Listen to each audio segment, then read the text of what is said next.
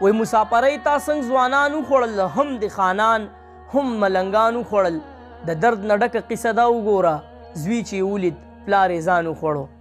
مسافرۍ کې څومره سختي څوک ته څه خبر دي زړه پریشانه یې هر وخت څوک ته څه خبر دي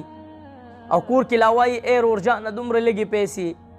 مونږ یې ګټو څومره په سختې څوک ته څه خبر دي ویډیو خصوصي د مسافرو دپاره ده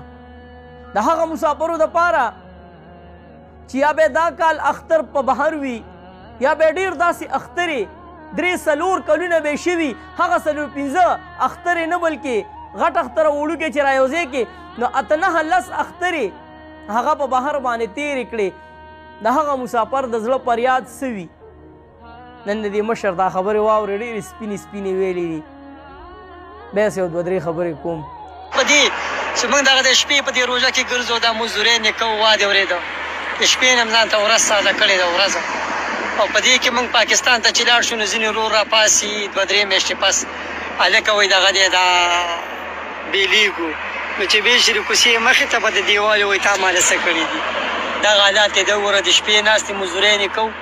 ړونه پړق وچاودېدل وادې اورېده دې کې ځینې زوی ځینې ورور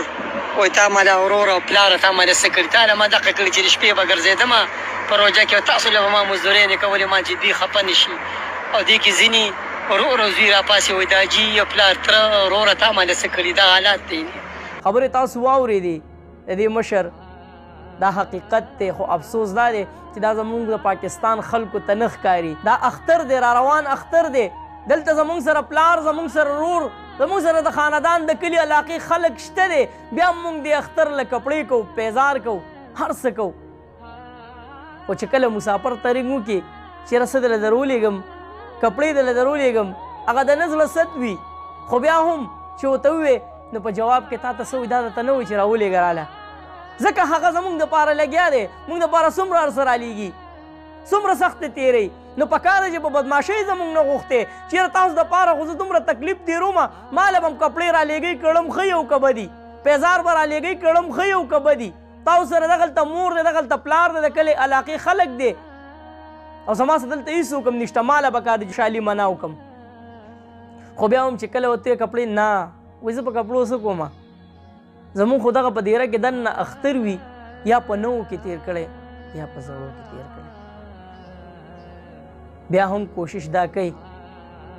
چې زه د پاکستان کې چې څوک دي چې د هغوی زړه ته تکلیف ونه رسومه د هغوی ته درد ونه رسومه چې او ماله کپړې راولېږئ نو د مشر چې کومې خبرې کړي دي کرو د کاڼې کرښې دي سلام کوم زه د دغه خبرو ته او د پاکستان چې څومره خلک دی چې د هغوی په بهر ملک کې بچی دی رور دی هر څوک دی نو دغه مسافر په خپلو دعاګانو کې یاد ساتئ په خپلو خوشحالیانو کې یاد ساتئ د مسافرۍ حوالې سره څومره چې هم مسافر دي یو داسې کمنټس وکړئ چې هغه هم زموږ دغه پاکستانیان وروڼه وګوري او د هغې نه عبرت واخلي چرته مې الله خاد آباد او خوشحاله سات اخر کې یو واز پاکستان زنده باد مسافر زنده باد تل دی وي آباد دی وي زموږ وطن پاکستان دی وي او مسلمان دی وي الله پامان